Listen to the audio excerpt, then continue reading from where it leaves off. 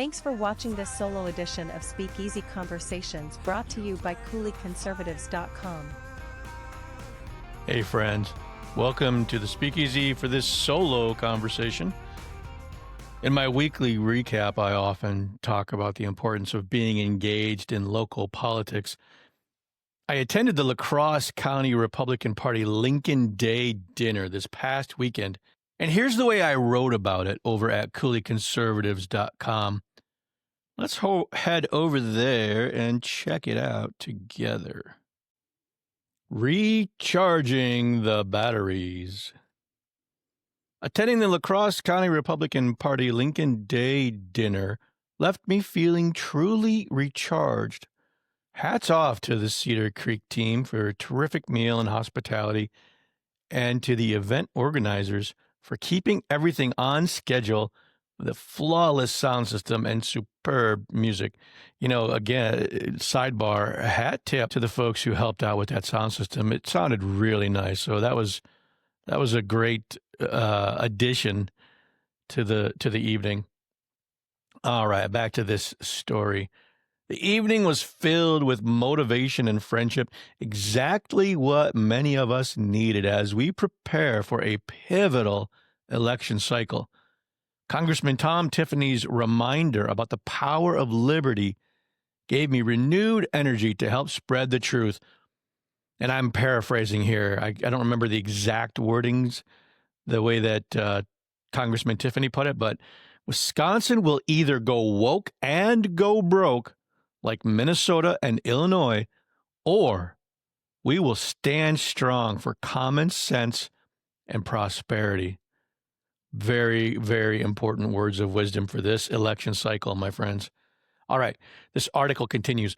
Congressman Derek Van Orden once again electrified the room, but also moved us deeply as he described witnessing a horrific car accident.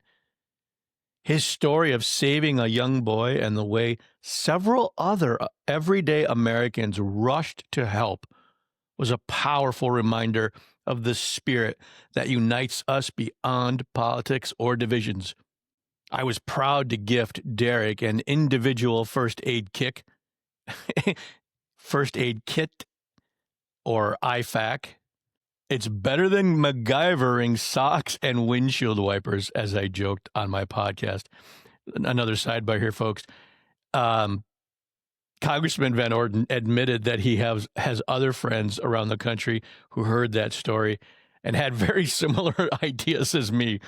You know, having a proper first aid kit, a good tourniquet, a good trauma kit ready to go in your truck whenever you might need it. It's a good idea, folks. Just saying. You don't want to use socks and windshield wipers to make a tourniquet. All right, the rest of the article. I look forward to having both congressmen on future episodes of Speakeasy Conversations. Two other standouts were State Senator Pat Testin and gubernatorial candidate Josh Schoeman. Having spoken with both in podcast conversations previously, I can say they cut through the noise and speak from the heart.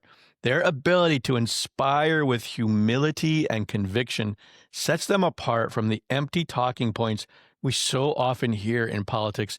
And folks, when I was writing this, I think about people like the local Democrat chair, William Garcia. It's just all such empty words that they have on their side of politics.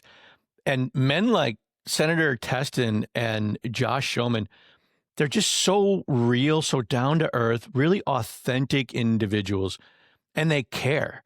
You can tell in the way that they are really intently listening, and then I don't know what the word is for it. I guess engaged in a conversation. They're not just talking at us and lecturing us the way the Democrat candidates always do.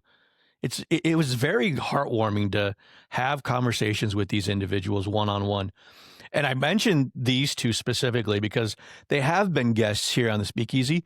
So that gave me an opportunity to really dive deep into what their principles are, what makes them tick. It's just a big difference. I call it like a flyby meeting. You know, you've probably been to some of these meetings too, where you're just kind of handshake, few words, talk about the weather maybe. I mean, just superficial kind of conversation. The magic of these podcasts and having the ability to have a speakeasy conversation with some of these individuals, the real power is that we can go deeper, have a real conversation. And it's not just on our side having conversations with each other, but it's also practicing that kind of activity even with the other side. You know, I use these same kinds of techniques when I was talking to the protesters a couple weeks ago when Vice President Vance was here. You know, I think as I described it, I gave my talking points. They gave their talking points. I gave my rebuttals. They gave their rebuttals, you know, just talking at each other. But then after all of that and pushing through that, we actually started to have really nice conversations. But you have to push through the superficial stuff. I don't know how else to describe it. It's very fascinating. I mean, I'm a computer nerd, so I'm not used to all this social interaction, but it is really fascinating how it all works in the end. You know, it really, there's real power in those conversations. And yeah, don't take that for granted. It sounds easy, but practicing it is really difficult. All right, the final paragraph. Events like this remind us why we stay in the fight.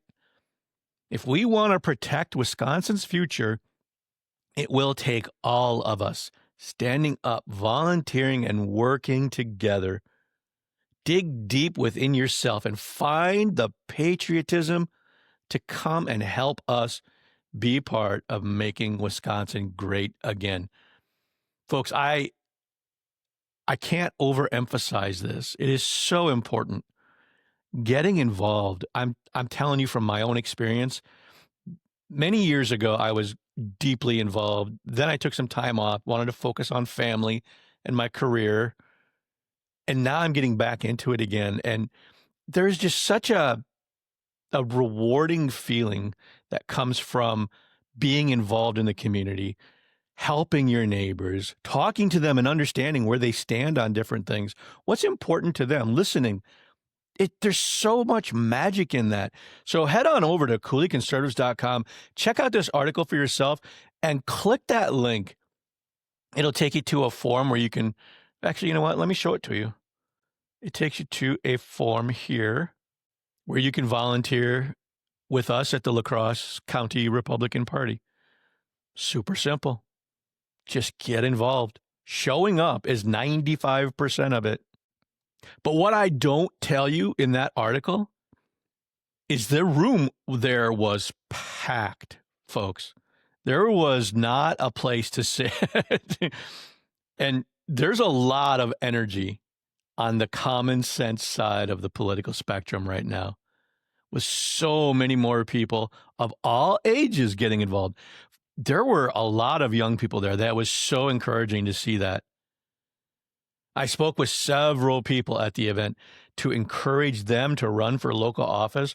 And I want to make the same appeal to you as well. If you're watching this, it is so important to get your name on the ballot, because the social exercise that comes along with that is very rewarding. Like I was just saying, folks, putting your name on the ballot that's just like the technical step.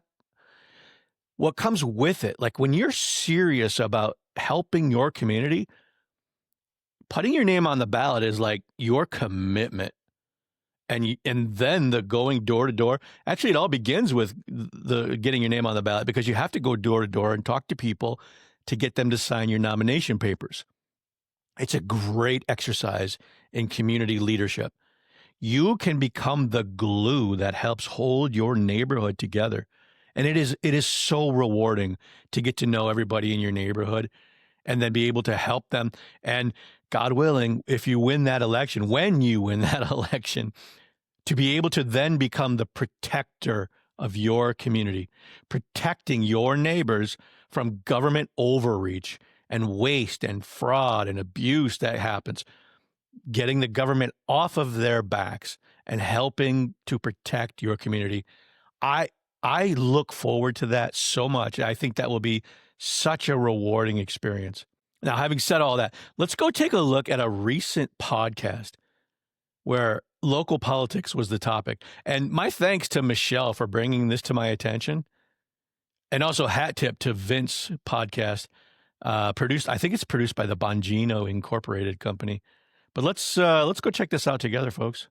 Hey, welcome to the Monday edition of Vince. It is so good to have you here with me. I've got a great show for you today. We're going to be talking to the inimitable Sean Farish, who himself is kind of imitable of President Trump. He's very good at that. We'll definitely talk about that and everything else that's going on in the news. The great Sean Farish from LFA TV joins us in just moments. You're going to hear from him. But we've got Sean Farish, LFA TV's owns.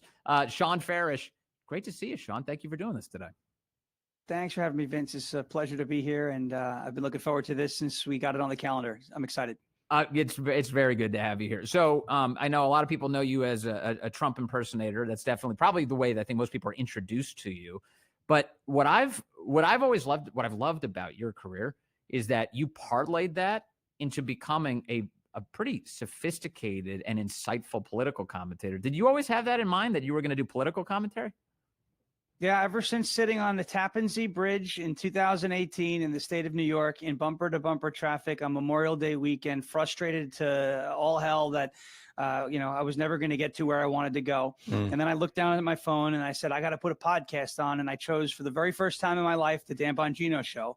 And he was flipping out about Spygate, which obviously 7 years later, like now, as all this stuff is coming to light, I'm sitting there going, finally, I've got the Epic Times infographic up on my wall. I mean, it's a whole thing. It became like my whole why. It was the reason why I wanted to, instead of doing sports, right, instead of doing all that, to get into news. It was that story and the way Dan broke it down, and the way so many other people, very talented people, covered it and exposed everything from Devin Nunes to Kash Patel to Mark Levin and John Solomon and Paul Sperry, all of them, the whole roster of people who were going down the list when it came to Spygate. The truth tellers. At that point in time, I said, I want to do something. I have to do something. Right on. That really motivated me to make a difference. I didn't know things like that were going on in our country until that story really came to light. But when COVID struck New York and when I was living there, everybody had to live by the just insane rules of then Governor Andrew Cuomo. I was on Long Island and decided once again, it's time to get people together. And after watching the Summer of Love and everything that took place in Seattle and Portland and Philadelphia and New York City, and you name blue jurisdiction, something happened, something crazy happened. I said, it's time, we put together some of these, reopen the state rallies, but let's parlay that. Let's put that in tandem with, let's get out and support Trump. And so we put tens of thousands of people on the road in these massive caravans with the flags hanging off people's tailgates. Those were some good times, folks. And we got people together doing that. Obviously, 2020 didn't go the way we wanted for various reasons, right? Yeah. Reasons that still haven't been answered. Heartbreaking. But we used that and we parlayed that and we transitioned that into a local and then statewide movement to get conservatives, Republicans involved. So I've taken the Bongino method of being an activist first and used that. And it was actually through Levin's that the same way too. A friend of mine, while we were door knocking for a city council candidate, she's in office now, Vicky Palladino, he said to me, you got to take that Trump thing that you do and you got to put it on TikTok. And I said, well, I don't want to, Jimmy, I don't want to do that. That's China. We don't want to do China. He said, no, you have to do that on the TikTok app. It'll go viral. You'll get a lot of people who are paying attention to what you're doing on Long Island and all this. So I did it and it took off. It's where I met my wife. It's like the best decision I made. So thank you, China. But nice. The expression is they slide into your DMs. Is that actually the way things started?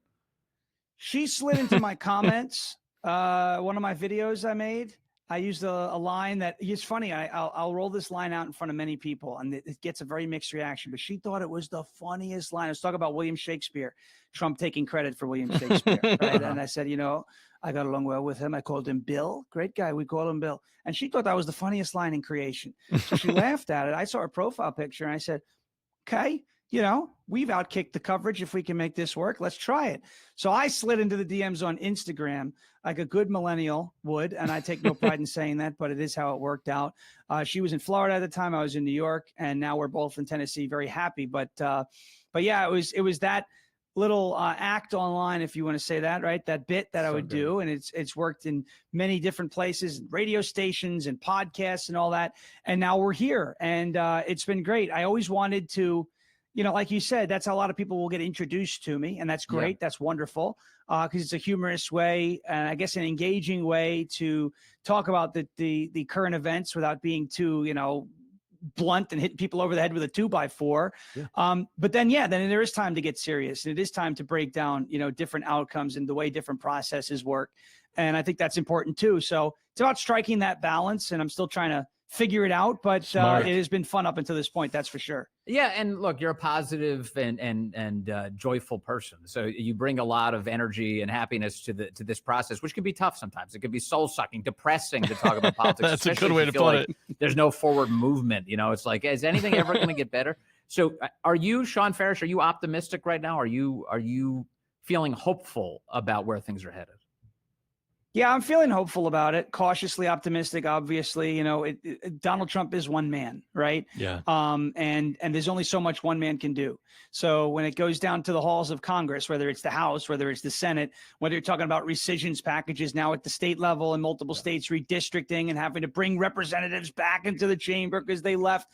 These are things that, Donald Trump necessarily can't directly influence. And so I think it's important for people to realize that one of the best ways, and I actually got a question on my show today about it, one of the best ways to make those differences is to start at the local level. Right, like your HOA president, if you live in one of those, I don't, thankfully, because I just wouldn't get along with the policies, right? But your HOA president in many ways has more of a direct impact on your life than the president of the United States, right? Donald Trump's not the one fining you because a weed has leaned over county board supervisors, friends, right? If you live they in an HOA have a lot of power your over HOA us. president is. So, your school board presidents, your county commissioners, your mayors, folks like that. I always say, if you want change to be made, start local, because when you make those changes in a local, jurisdiction, makes its way up the food chain to the state level. Multiple states then start copying each other. Just here in the state of Tennessee, they passed the gender affirming care for minors ban. It was upheld by the Supreme Court. Other states are now taking that bill, copying it, pasting it. But these are things that started locally. These are things that started by men and women in our state legislature. Right in your own neighborhoods. At a restaurant here getting hot chicken, right? So everything good comes from being involved locally at the individual level. And it's how you grow that, how you water that flower and let it blossom, that really ultimately makes a difference. So for that reason, because I know people are capable of doing that, I'm incredibly optimistic, cautiously optimistic. Yes. I get that from, being a Jets fan. You mentioned I'm a joyous person, not during football season, because those guys take the joy. They suck my soul out every single year. But we throw them off to the wayside. We know that we're in control. We don't have that right problem here in the Packer country. If everyone just takes a little bit of initiative, we'll get it done. Well, you're good. So you're a Jets fan. If you keep your expectations low, you're always pleasantly surprised. And here you have, look, think about the last few years, though. I see people out there who are still blackpilling. Oh, nothing's ever going to get better. Everything's going to be destroyed. Well, hold on a second. The Roe v. Wade was overturned completely. That's a massive win. People in the United States desperately want borders, and the president is now reinforcing our sovereignty. It is getting better. People are waking up and getting smarter. Issue. We've won on that issue. People want to fund the police. They don't want to defund the police. They want law enforcement in their community. We've easily won on that issue. And the issue you just mentioned out of Tennessee, but certainly all across the country, mutilating children, nobody's on board with that. Right. Letting men play in women's sports, now nobody's on board with that. There used to be a lot of cowardice around those issues, but it was thanks to activists like you, Sean, people who have fought for decency to be restored, that we've made a lot of headway. I mean, there's a lot of reason for celebration. Yeah, I'm going to leave it at that, folks. I don't want to steal too much of his stuff. Man, hat tip to Vince for that conversation. That's some really good stuff. And again, I wanted to emphasize the importance of local politics, folks. Give me a call. Hit me with a DM. Let me know which of the ballots we can get your name on. This is so important right now. I want to flood the zone with so many awesome American patriots that the other side doesn't even know what to do with themselves. So thanks for spending a little bit of time with me on this issue in this solo speakeasy. And oh, you know what? That reminds me, coming up later on in the month, first of all, let me say, make sure you are subscribed and following the channel. Rumble.com/Cooley Conservatives.